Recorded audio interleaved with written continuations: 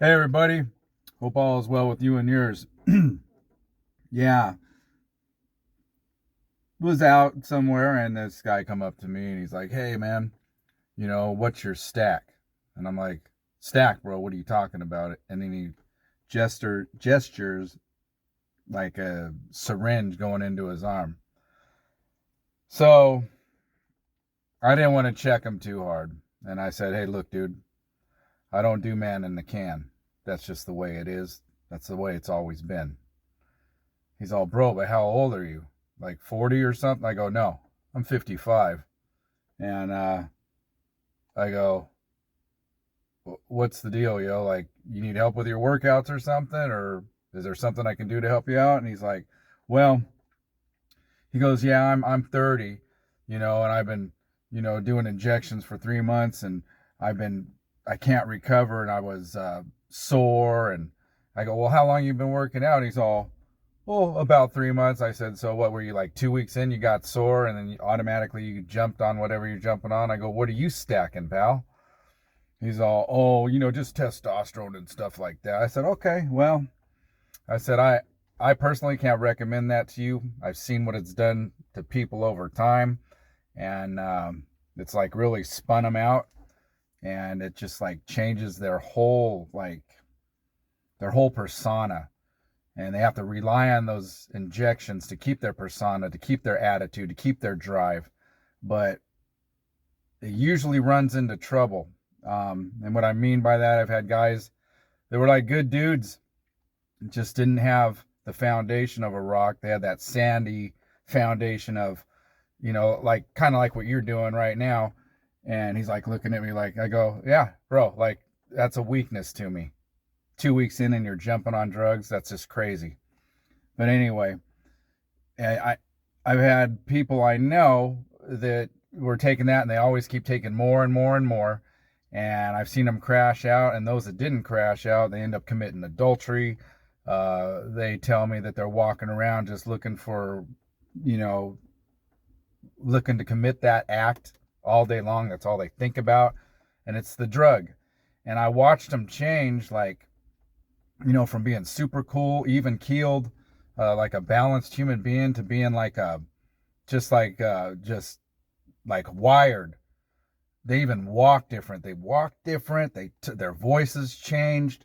Uh, they weren't even the same person. And I don't mean that in a positive way. I mean it in a negative way. They weren't the same person, and it ended up ultimately destroying their families. So uh, I I don't encourage it. I told this guy, "Hey man, I shared a few workouts with him that I felt would help him out, some stretching techniques and stuff like that." And I mean, he still looked like a bubble with eyeballs. He wasn't nothing special. And a lot of these guys, they just, I don't know, they just get on that because they just don't have that. They've got that sandy foundation. They don't have that mental discipline, that heart. You know, back in the day, like way when I started working out for survival. I could care less what I look like. I mean, literally, like, and I don't care. It wasn't never about that. The look is the byproduct, is all it is. But when you're talking about being reliant on synthetics and creating an individual that's not even you, really. I mean, take those drugs away, that's who you are. Period. So guys get on, they're like, "Oh, I quit alcohol, I quit drugs," and they just switched over to another drug. They never really cleaned up. You disrespect your body for all your life. That's your body paying you back for making piss poor decisions. And if you make those decisions, stay clean. Your body will recover, rebuild, start recovering like, a normal human being after a while. But you trashed it for so long, and that's the problem. It's just not going to change overnight. So what do people do? They jump on that needle.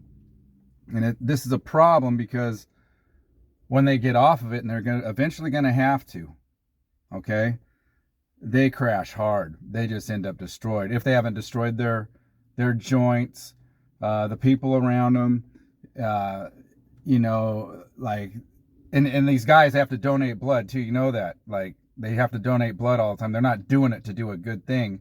Yeah, okay, you're doing a good thing. But you guys who are using and injecting know why you do it, because your blood thickens up from your drugs. Okay?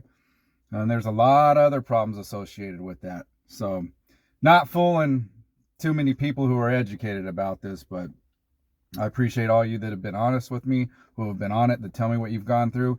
Even these people who were committing adultery, even these people who were just like so full of themselves. And I'm like, man, that ain't even you, bro.